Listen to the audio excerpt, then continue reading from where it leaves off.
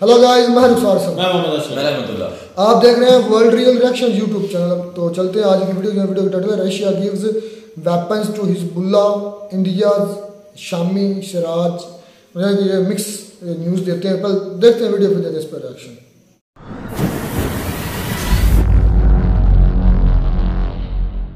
कई चीज़ें, बुमराह जैसे बॉलर, सिराज जैसे बॉलर, शमी जैसे बॉलर, अब ठोक दिया इन्होंने, दुनिया भर में ठोक दिया सबको, अच्छी तरीके से बैंड बजा दिया शमी ने।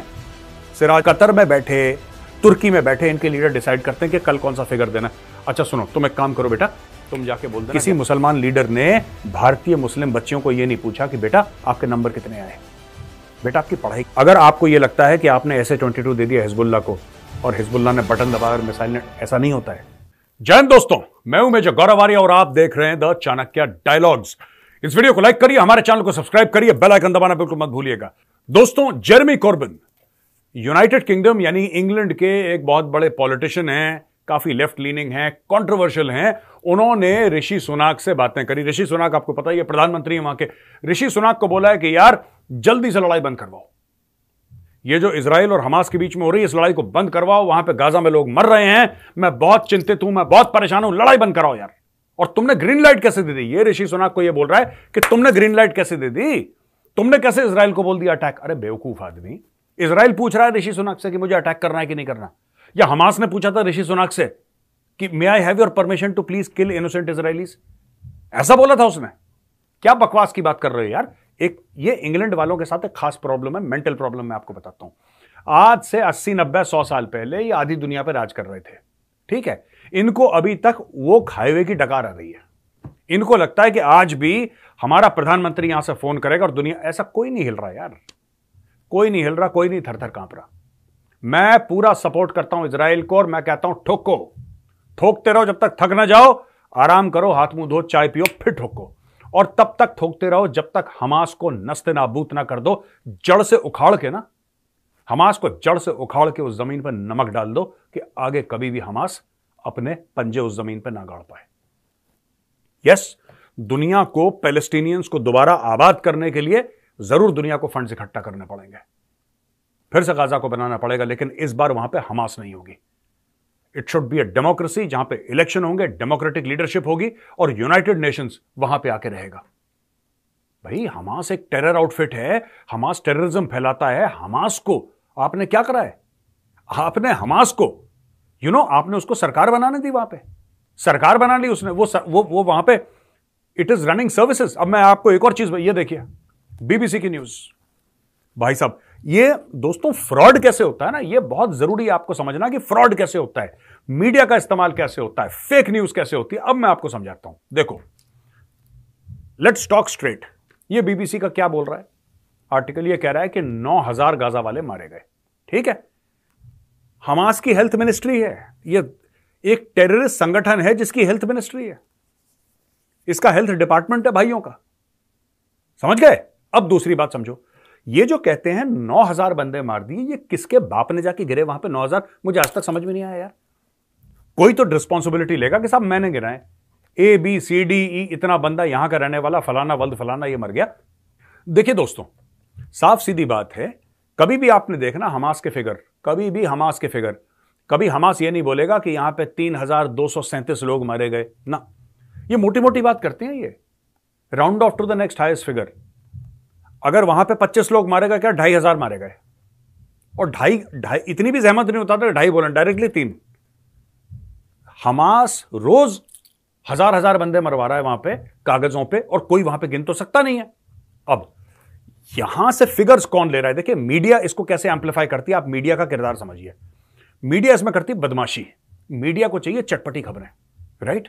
या तो 10% वो खबरें चलती हैं मीडिया में दोस्तों जो कि बहुत अच्छी होती हैं कि इंडिया ये जीत गया, इंडिया ने ये चंद्रयान, तो वो खबरें बड़ी चलती हैं।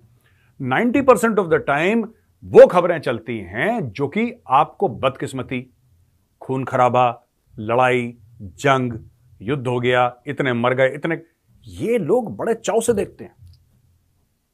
और मीडिया को पता है कि अगर हम ये बोलेंगे, राइट, ये बोलेंगे मीडिया से कि मीडिया के द्वारा या टेलीविजन से, अखबार से या मैगजीन के द्वारा हम ये बोलते हैं कि 9000 मारे गए, तो लोग बोलते हैं यार 9,000 तो बहुत होते हैं यार, 9, 10, 15 तो समझ में आ रहा था, 9,000 मार दिए।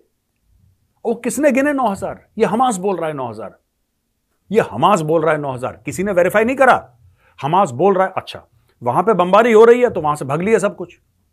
अब इनको चाहिए मसाला, मीडिया को 24 घंटे मीडिया को चाहिए मसाला। और ये मसाला आएगा कहां से?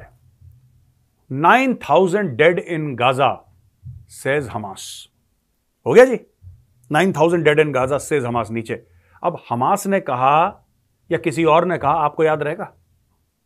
ये गेम होते हैं बॉस, आपको याद रहेगा? नहीं, आपको ये याद रहेगा कि 9,000 मर गए। आप उसी को सच समझोगे और आप अपने भाइयों को, अपने दोस्तों को, परिवारजनों को यही बताओगे कि यार इजरायलियों ने 9,000 बंदे मार दिए। किसने बोला 9,000? कहां के 9,000? वो कौन लोग हैं 9,000? अगर 9,000 को कोई फिगर दे रहा है तो उसकी क्या सैंक्टिटी है? कहीं पे डेड बॉडीज होंगे, किसी ने गिना होगा, किसी ने अकाउंटिंग करी होगी कि यार बड़ा बुरा हुआ, 9,000 बंदे मर गए, ये हैं, कैसे क्या करना है।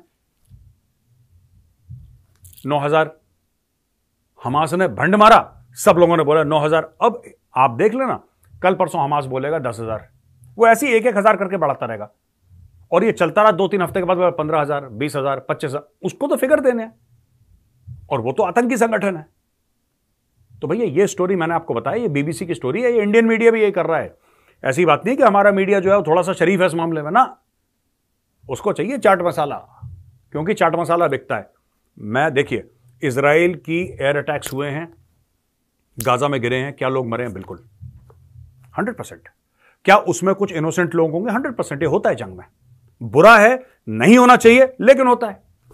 मैंने आपको पहले भी एग्जांपल दिया था, भारत पाकिस्तान के युद्ध में आपको क्या लगा है कि सारे के सारे जो गुनहगार हैं वही मारे गए, कि हमारे फौजी या उनके फौजी गए? नहीं, इनोसेंट लोग भी। जब लड़ाई होती है, जब जंग होती है, collateral damage is a reality of war. You may not like it, I may not like it, we may condemn it, but it's a reality of war. Collateral damage होता है। तो क्या कोलैटरल डैमेज हुआ है वहां पे? मेरे हिसाब से गाजा में 100% हुआ है, इसको कोई मना नहीं कर रहा। लेकिन प्रॉब्लम यह है कि हमास झूठ बोल रहा है। कुछ समय पहले इन्होंने 3,000 बोला, फिर अपने 9,000 ले आए, ये 15,000 ले आएंगे, इनको नहीं रोकोगे तो। ये कुछ ना कुछ बोलते रहेंगे। कतर में बैठे, तुर्की में बैठे इनके लीडर डिसाइड करते हैं कि कल कौन सा फिगर देना। अच्छा सुनो, तुम एक काम करो बेटा, तुम जाके बोल देना 11,000 चलेगा, ठीक है जी हुजूर, ठीक है, done sir, done done, 11,000। Media के सामने बोल दिया 11,000, मीडिया खुश, 11,000। अब ये आपको ऐसा प्रलय जैसा आपने कभी देखा ये टीवी पे? क्या थर्ड वर्ल्ड वॉर हो जाएगा? क्या दुनिया तृतीय महायुद्ध के बिल्कुल दहाने पे खड़ी है? क्या न्यूक्लियर मिसाइल फायर? आपका बीपी बढ़ा के, आपको परेशान करके, आपका बीपी इतना बढ़ जाएगा कि आपको लगेगा कि भाई मैं नोएडा में रह रहा हूं, सेक्टर 40 में मेरे ऊपर बम गिरेगा भी। ठीक है भाई, तो ये काम है, इससे थोड़ा सा बचिए आप लोग। अच्छा, अब आते हैं दूसरी खबर पे। अच्छा दोस्तों, एक और बड़ी इंटरेस्टिंग खबर है जो मैं चाहता हूं कि मैं आपको थोड़ा सा विस्तार से समझाऊं, आपको अच्छा लगेगा सुन के, क्योंकि ये खबर अच्छी तो नहीं है, लेकिन इसके क्या है कि किस तरीके से हथियार चलते हैं। चाल होती है ना हर चीज की, इंसान की, जानवर की, हथियार की भी अलग चाल होती है। अच्छा, आपको प्रिगोजिन की याद है? वो मोटा सफेद रसगुल्ला, वैगनर ग्रुप का हेड, जिसको पुतिन ने उड़वा दिया था। लोग कहते हैं प्लेन क्रैश हुआ तो प्रिगोजिन को निपटा दिया। अब किसने मारा हमें तो नहीं पता, लेकिन लोग तो यही कह रहे हैं कि पुतिन ने मार दिया, मार भी दिया होगा, मुझे भी ऐसा लग रहा है कि पुतिन ने उसको निपटा दिया होगा। वो था वैगनर ग्रुप का हेड। ठीक है जी। अच्छा, वैगनर ग्रुप है क्या? ये भी आपको पता है, क्योंकि आपने ये खबरें सुनी है किस तरीके से उसने बोला था कि हम मॉस्को पे चढ़ाई कर देंगे और पुतिन की सरकार को गिरा देंगे और वहां पे अपना कब्जा कर लेंगे। यानी कि ये एक प्राइवेटली हेल्ड मिलिशिया है, ये मर्सनरीज हैं, यानी कि भाड़े के सैनिक। इसमें से जेल के कैदी भी हैं, कुछ रिटायर्ड फौजी भी हैं रशियन आर्मी के। ये सब मिल मिला के बना वैगनर ग्रुप। वैगनर ग्रुप वहां पे एक्टिव होता है जहां पे रूस ये कहना चाहता है कि साहब हमें तो पता नहीं यार क्या चल रहा है, हमें नहीं पता, वी हैव नो आइडिया, हमें पता ही नहीं। अफ्रीका में ये जो पूरे गांव के गांव साफ हो रहे हैं, 200-300 लोग मार दिए गांव में, ये कौन है हमें तो पता ही नहीं। रशियन स्टेट का कोई लेना देना नहीं है। डिनाइबिलिटी जो होती है ना, प्लॉजिबल डिनाइबिलिटी, ये हर एक स्टेट के पास रहती है। हर एक स्टेट के पास ऐसे अपने हथियार रहते हैं, ऐसे औजार रहते हैं कि स्टेट कोई गलत काम करता है, जब मैं स्टेट कहता हूं ना मतलब देश, कोई गलत काम करता है फिर बोलता है बॉस मुझे तो पता ही नहीं कौन है ये, हमें क्या पता कौन है ये। रशिया ने बोल दिया हमें क्या पता वैगनर ग्रुप है। अब इसने करा क्या है देखिए, रूस ने वैगनर ग्रुप को और वैगनर ग्रुप ने सीरिया के प्रेसिडेंट बशर अल असाद को SA-22 मिसाइल सिस्टम्स दिए। ये SA-22 ये कौन सी चीज है मैं आपको बता देता हूं दोस्तों। ये है पैंथसीर कहते हैं इसको, that is the Russian name for SA-22। ये एयर डिफेंस सिस्टम है। एयर डिफेंस सिस्टम यानी कि दुश्मन का जब हवाई जहाज आएगा ऐसे उड़ रहा है तो नीचे से, जैसे हमारे पास त्रिशूल है समथिंग, आपने इजराइल में आयरन डोम सुना होगा, डेविड स्लिंग सुना होगा, डेविड स्लिंग है, आयरन डोम है, और रूस से जो हमने लिए थे S-400 आपको याद होगा कि भारत ने रूस से खरीदे थे, वर्ल्ड का बेस्ट एयर डिफेंस सिस्टम कहते हैं। भारत ने आई थिंक 5.6 या 6 बिलियन डॉलर का वो लिया था। वो उसी प्रकार का ये SA-22 एक सिस्टम है। ये फोटो आप उसकी देखिए। तो दोस्तों ये सिस्टम क्यों दिया और ये गया किसके पास है? रूस ने दिया वैगनर को, वैगनर ने दिया बशार को, बशार ने पकड़ा दिया हिजबुल्ला को। अब आपको पता है कि हिजबुल्ला क्या है दोस्तों? हिजबुल्ला है ईरान फंडेड टेररिस्ट ऑर्गेनाइजेशन, और लेबनान में उसने अपने पंजे गड़ा रखे हैं। लेबनान की सरकार भी चलाती है, जैसे ये हमास वाले यहां की सरकार चलाते थे या अपने पैलेस्टीन की, वो वहां पे लेबनान की सरकार चलाते हैं हिजबुल्ला। उनकी भी लड़ाई है, उनकी भी खटपट है इजराइल के साथ, तो इजराइल उनको बॉम्ब कर रही है। इजराइल ने 3-4 उनके ठिकाने उड़ा भी दिए, उनके लीडरों को भी 1-2 को निपटाया है। अब इजराइल के पायलट्स बहुत अच्छे हैं, इजराइल के पास लेटेस्ट प्लेन्स भी हैं, लेकिन इजराइल को जो एयर रेड्स में सक्सेस मिला है गाजा में या पैलेस्टीन में, उसके पीछे बहुत बड़ा कारण है कि हमास के पास एयर कवर नहीं है। ठीक है जी, हमास के पास, और इसीलिए इजराइल उनको एयर स्ट्राइक से ठोकता है। क्यों ठोकता है?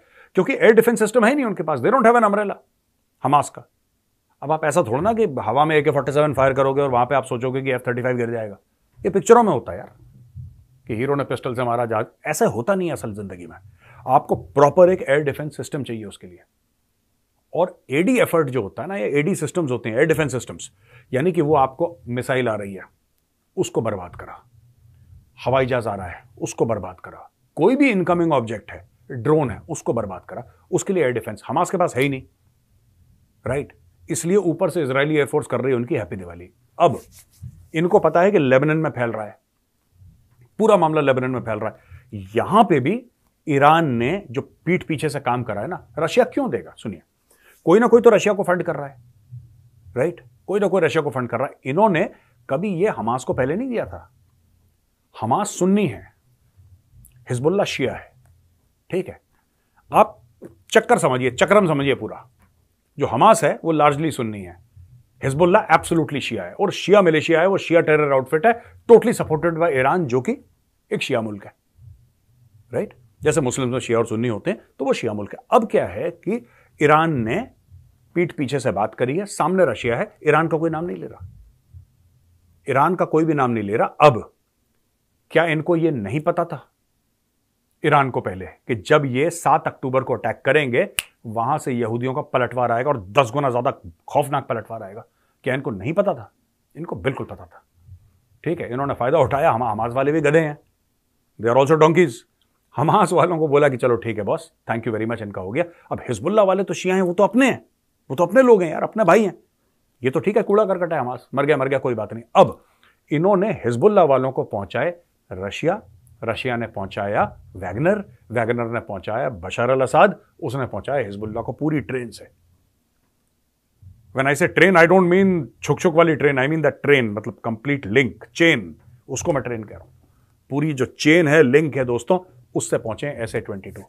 और SA-22 इसलिए पहुंचे हिजबुल्ला के पास कि अगली बार जब इजराइल की एयरफोर्स जाए, इजराइल की एयरफोर्स जब अगली बार जाए और वो उड़े हिजबुल्ला के, यानी कि लेबनान के एयर स्पेस के ऊपर, तो नीचे से मिसाइल आए, उनके हवाई जहाजों को मार गिराए। ये भी चेक करना पड़ेगा, ठीक है? ये असद वसाद की तो फौज ऐसी है, कंडम फौज है, ठीक है?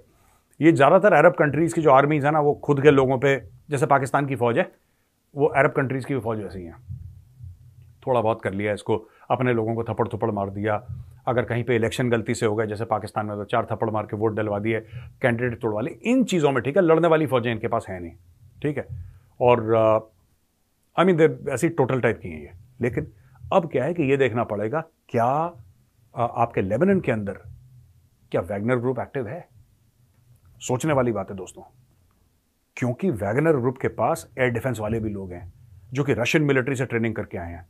और एक और चीज़ बता दूं, क्योंकि मैं मेरे एयर डिफेंस में मेरे कोस्टमेट्स हैं, मेरे दोस्त हैं, मुझे ज़्यादा एयर डिफेंस के बारे में नॉलेज नहीं है दोस्तों, लेकिन मैं इतना तो जानता हूं कि एयर डिफेंस सिस्टम इस्तेमाल करने के लिए ज़िंदगी चली जाती है, सीखते रहते हैं, सीखते रहते हैं, सीखते रहते हैं। किसी को भी ये अगर गलतफहमी है कि हथियार दे दिया, ठीक है, हिजबुल्लाह को, हिजबुल्लाह वालों को AK-47 नहीं आते ठीक से चलाने, वो तो टेररिस्ट हैं। अगर आपको ये लगता है कि आपने SA-22 दे दिया हिजबुल्लाह को और हिजबुल्लाह ने बटन दबाया और मिसाइल ने, ऐसा नहीं होता है। It's not so simple. इसके पीछे साल दर साल की पढ़ाई रहती है। तो ये देखना पड़ेगा क्या वैगनर ग्रुप लेबनान में ऑपरेट कर रहा है कि नहीं कर रहा, या फिर वैगनर ग्रुप ने बशार अल असद के किसी लोगों को ट्रेनिंग तो नहीं दी है, क्योंकि टेररिस्ट का बस का नहीं है चलाना दोस्तों, इसके लिए फौजी ट्रेनिंग जरूरत है। बिना फौजी ट्रेनिंग के काम हो ही नहीं सकता, इसकी गारंटी मैं आपको दे रहा हूं। अच्छा दोस्तों, ये इंडिया ने कल बहुत मार लगाई यार श्रीलंका की, मार मार के दुम्बा बना दिया। तो शोएब अख्तर का इंटरव्यू था यार, शोएब अख्तर ने अपने इंटरव्यू में बोला है कि यार ये तो इंडिया को अब अपने बॉलर्स को सेलिब्रेट करना चाहिए। बैट्समैन तो आपके थे ही वर्ल्ड क्लास, अब आपके बॉलर्स हैं, आपका ये मोहम्मद शमी है या फिर आपका बुमराह है या सिराज है, ये सब जितने भी लोग हैं ये बहुत तगड़ी बॉलिंग कर रहे हैं। यार मैं एक आपको बात बताऊं, मुझे बड़ा दुख हुआ उस समय, मैंने कुछ बोला नहीं उस समय, कि मेरा इतना एक्सेस भी नहीं था उस समय, या फिर मैं इतना जानता भी नहीं था सोशल मीडिया के बारे में, बहुत पहले की बात है। इरफान है ना अपना, इरफान पठान, वो गया था खेलने पाकिस्तान। आपको पता है जावेद मियांदाद ने क्या बोला था? जावेद मियांदाद ने बोला था कि इरफान पठान जैसे बॉलर ना पाकिस्तान के गली कुचों में घूमते हैं। यही चीज उन्होंने बुमराह के लिए भी बोली थी कि बुमराह जैसे बॉलर गली कुचों में घूमते हैं। यार कभी भी ना इतना घमंड नहीं करना चाहिए। हाँ ठीक है, आपके पास वसीम अकरम, वकार यूनिस, मोहम्मद आमिर, और पहले देख लें तो इमरान खान और सरफराज नवाज, ये सब देखो यार, ठीक है होता है, ठीक है हमारे पास बैट्समैन थे कभी, पर ये बहुत बड़बोले हैं यार, ये पाकिस्तानी बहुत बड़ा, खास तौर से पाकिस्तानी पंजाबी इतने बड़बोले हैं, इनकी जबान इतनी लंबी है इनकी कि आई कांट टेल यू यार। 10-10 फुट की एक बंदे की जबान है, एक बंदे की 10-10 फुट की। मैं कह रहा हूं इसकी जबान लेके ना सामने अगर खंबे पे बांध दो तो बाय गॉड उस पर कपड़े सुखा सकते हो, इतनी लंबी जबान है इनकी पाकिस्तानियों की। क्यों करते हैं ऐसा मुझे नहीं पता, लेकिन अब वही बंदे जो कह रहे थे ना कि इरफान पठान जैसे बॉलर हमारे गली में, अच्छा उसमें भी इरफान पठान ने हैट्रिक लिया था, ठीक है, उसमें भी इरफान पठान ने इनका बैंड बजाया था, लेकिन ठीक है इन्होंने बोल दिया, जावेद मियांदाद बोल दिया, उसने बोल दिया वही चीज़। अब बुमराह जैसे बॉलर, सिराज जैसे बॉलर, शमी जैसे बॉलर, अब ठोक दिया इन्होंने, दुनिया भर में ठोक दिया सबको, अच्छी तरीके से बैंड बजा दिया। शमी ने, सिराज ने, बुमराह ने कर दिया। अब यही पाकिस्तानी रो रो के छाती पीट, अब यार चलो यू शुड ऑल्सो सेलिब्रेट, हम तो सेलिब्रेट कर ही रहे थे भाईजान, हम तो बॉलर सेलिब्रेट कर ही रहे थे, आप ही लोगों को खुजली हो रही थी अंग विशेष में 24 घंटे कि ऐसा नहीं हो सकता, ऐसा नहीं हो सकता। खुशी मिल गई, चैन मिल गया, अगले मैच में जो टीम आएगी उसको भी ठोकेंगे ये लोग। अच्छा जी चलो, नरगिस मोहम्मदी, ये नरगिस मोहम्मदी कौन है? 2023 नोबेल पीस प्राइज की विजेता है नरगिस मोहम्मदी, और ये कहां है? ये ईरान में है। ईरान में कहां है दोस्तों? जेल में है। नरगिस मोहम्मदी को जेल में डाल दिया, क्यों दोस्तों? पहले हिजाब वाला प्रोटेस्ट हुआ था ना, जिसमें महासा अमीनी नाम की एक लड़की मारी गई थी, याद है? ये देखिए उसकी फोटो, महासा अमीनी के प्रोटेस्ट में ये भी नरगिस मोहम्मदी आगे थी। इसको पकड़ के डाल दिया जेल में और बोला अच्छा तुम हिजाब नहीं पहनोगी? उसने बोला नहीं पहनोगी, नहीं पहनोगी, नहीं, कहा जाओ जेल। उसको डाल दिया जेल में, उसको पता नहीं कितनी लंबी, कितने सालों की सजा दे दी, क्योंकि वो हिजाब नहीं पहनना चाह रही थी। अब इसको दिल की प्रॉब्लम है, ये जो वो है नरगिस मोहम्मदी, इसको हार्ट की प्रॉब्लम है और इसको लंग्स की भी, फेफड़ों की भी इसको प्रॉब्लम है, और इसको अर्जेंट मेडिकल केयर चाहिए। लोग कह रहे हैं कि मामला सीरियस है, बचेगी नहीं। तो ईरान की पुलिस ने इससे क्या बोला? बोला ऐसा मैडम, आपको हम अस्पताल ले जाएंगे, हम आपका पूरा इलाज करवाएंगे अपने खर्चे पे, आप बिल्कुल फिक्र मत करो, आप बिल्कुल फिट हो जाओगे, हम आपका पूरा इलाज कराएंगे, लेकिन जब जेल से अस्पताल जाओ तो आपके सर पे हिजाब होना चाहिए। इसने मना कर दिया। उन्होंने फिर रिक्वेस्ट करा कि आप हिजाब पहन लो, हम आपका इलाज कर देंगे। इसने बोला नहीं, बात हिजाब की नहीं यार, बात उसूलों की है। जब मैंने बता दिया कि हिजाब गलत है तो गलत है, अब मेरी जान चली जाए मुझे कोई फर्क नहीं पड़ता, मर जाऊं कोई फर्क नहीं पड़ता, लेकिन मैं हिजाब नहीं पहनूंगी। मैं सिर्फ जो भारत के जो मुस्लिम लीडर हैं, मैं उनसे कहना चाहता हूं कि थोड़ा सा सीख लो, थोड़ा सा सीख लो। नरगिस मोहम्मदी क्या बोल रही है, और आपने कर्नाटका में वो जो छोटी छोटी बच्चियां थी उनको कैसे भड़काया। मैं बार बार यही बात कहता हूं दोस्तों, आज फिर रिपीट करूंगा, किसी मुसलमान लीडर ने भारतीय मुस्लिम बच्चियों को यह नहीं पूछा कि बेटा आपके नंबर कितने आए, बेटा आपकी पढ़ाई कैसी चल रही है, आपको ट्यूशन की जरूरत तो नहीं है?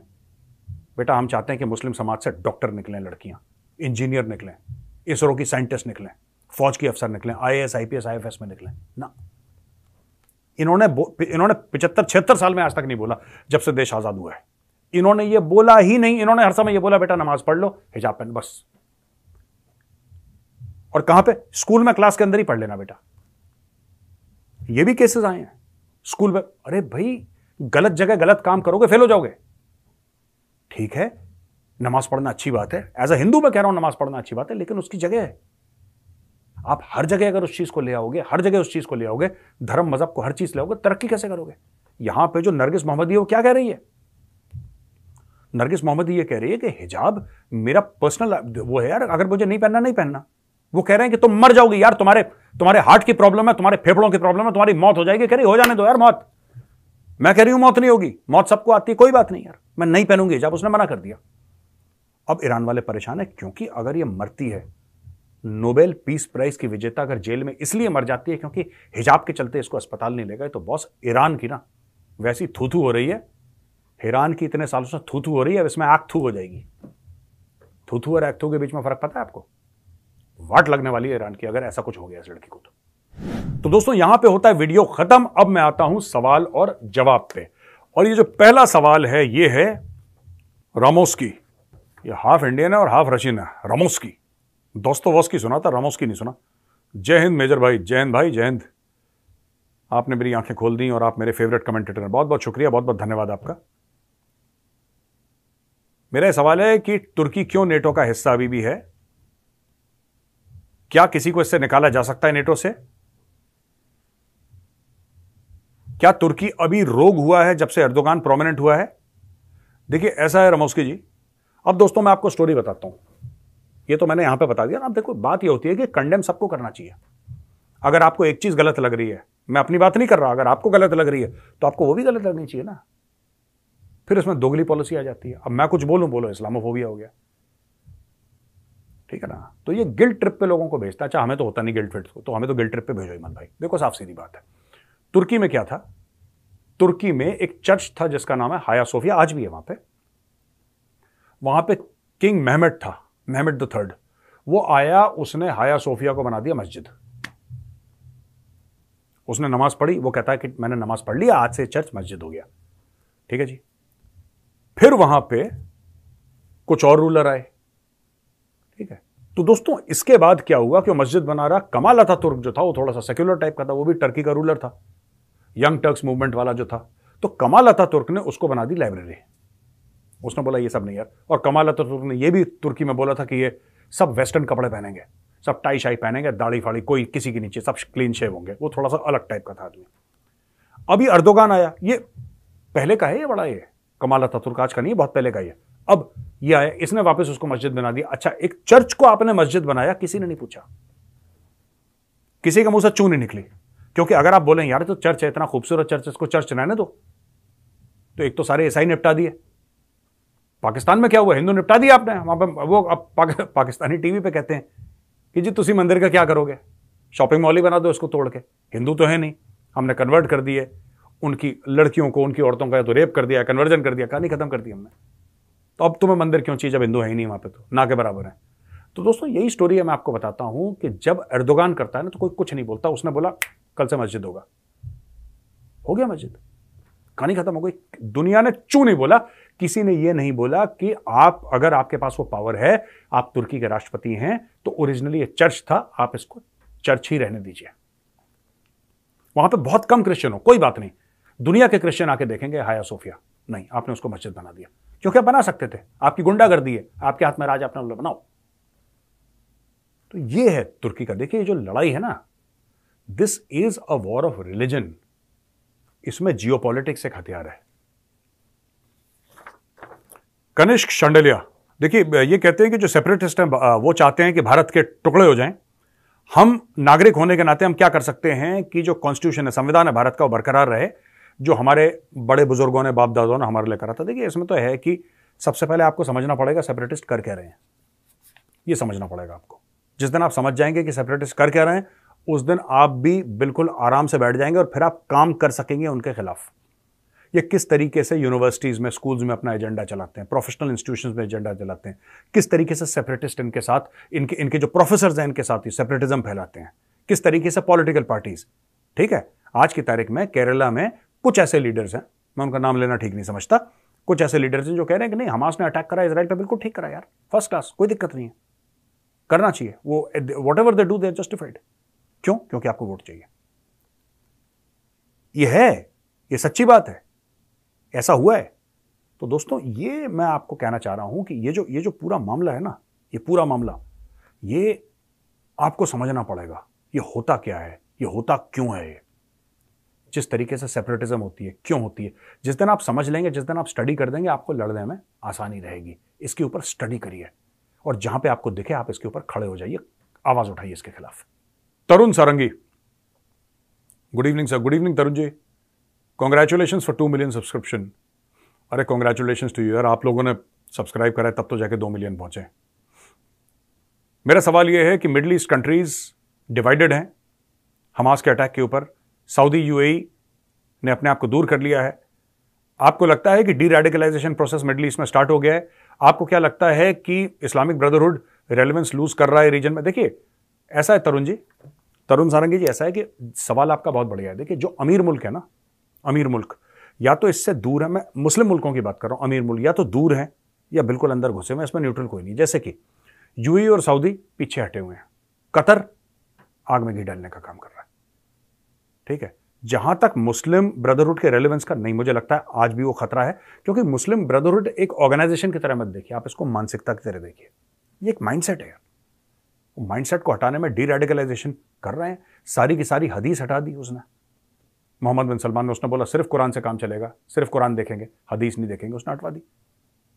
बहुत सारी चीजें, वुमेन का ड्राइविंग है, ये सब है, कई सारी चीजें सऊदी अरेबिया को मॉडर्नाइज करना है, क्योंकि उनका ऐसा मानना है, और मानना ठीक भी है, कि एक मॉडर्न देश में फिर वो संकीर्ण मानसिकता जो होती है ना, जो बिल्कुल नैरो माइंडेडनेस, वो नहीं होती। वहां पे लोग पढ़े लिखे होते हैं तो थोड़ा सा दिमाग खुलता है, लोग देखते हैं दाएं बाएं, तो उससे फर्क पड़ता है। 100% फर्क नहीं पड़ता, मैं ये कह रहा हूं, लेकिन हाँ, काफी फर्क पड़ता है।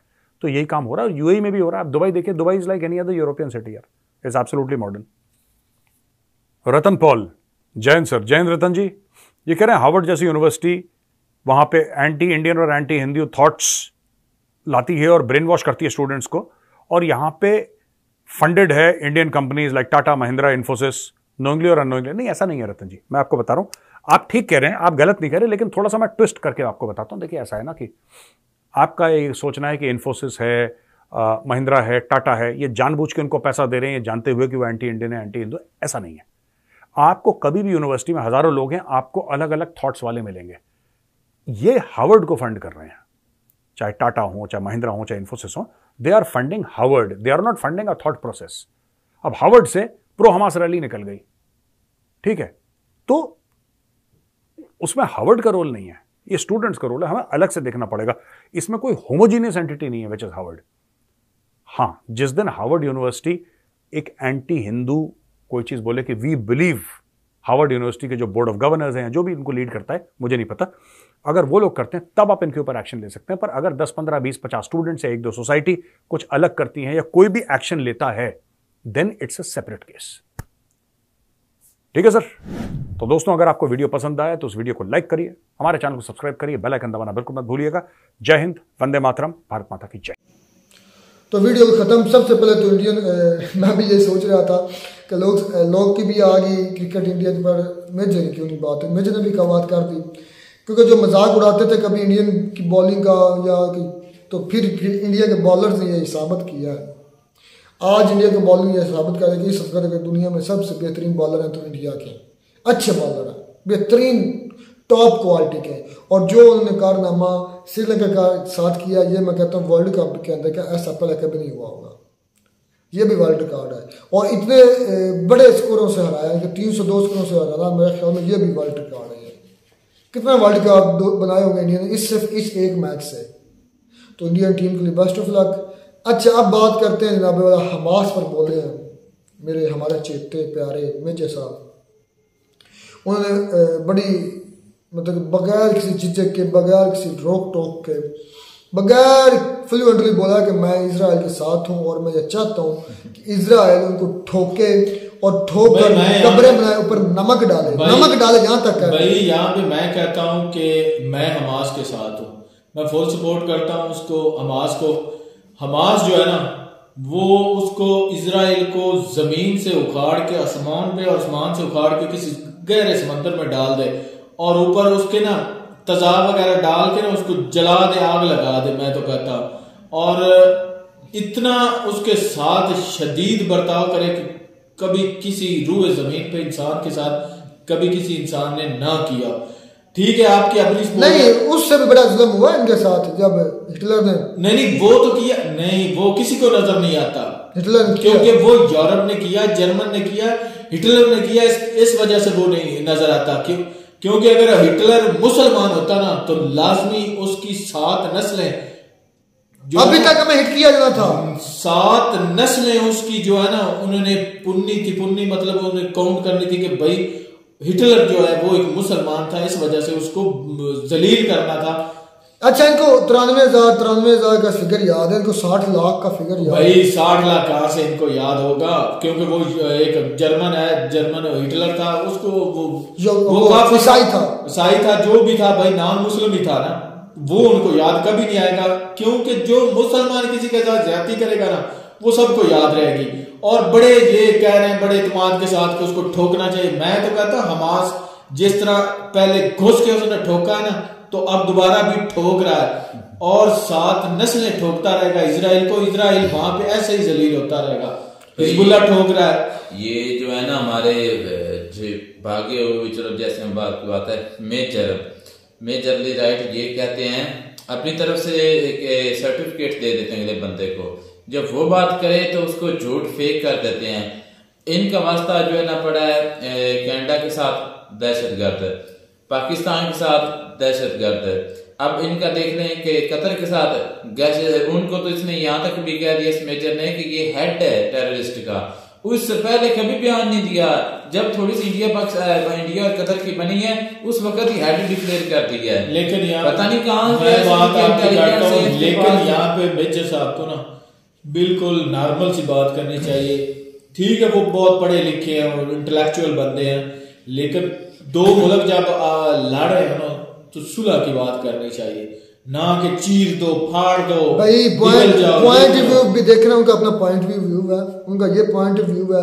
ये जो हमास है ना ये टेररिस्ट ऑर्गेनाइजेशन है, इसने मतलब कब्जा किया हुआ गजा पर, ये गजा के लोगों की तर्जुमान नहीं है, लेकिन इन्हीं के बंदे हैं, स्टडी IQS वाले प्रशांत हैं और भी कोई लोग हैं, खान सारा है, उन्होंने खुद एक्सेप्ट किया कि जो हमास है वो इलेक्शन जीत कर आया है। बल्कि ये सारे एक्सेप्ट करते हैं कि वो जगह फ़लस्तीन की थी। मुझे नीचे कमेंट में कहते हैं हमें पता है वो फ़लस्तीन की जगह है, हमें पता है वो फ़लस्तीन की थी, लेकिन जिसकी लाठी उसकी पैस। वो कहता है भाई जो पावरफुल होगा वो अपनी जगह वापस ले लेगा, जो कमज़ोर को वापस लेगा, क्योंकि ये पहले इजराइलियों की थी, वो पावरफुल लोग वो ले रहे हैं। तो इसका मतलब ये है कि ये आज कोई कानून नहीं है, ये जंगल है, इधर कोई नहीं। तो फिर जो तालिबान है वो भी तो दहशतगर्दी हो गई। तालिबान मतलब क्या?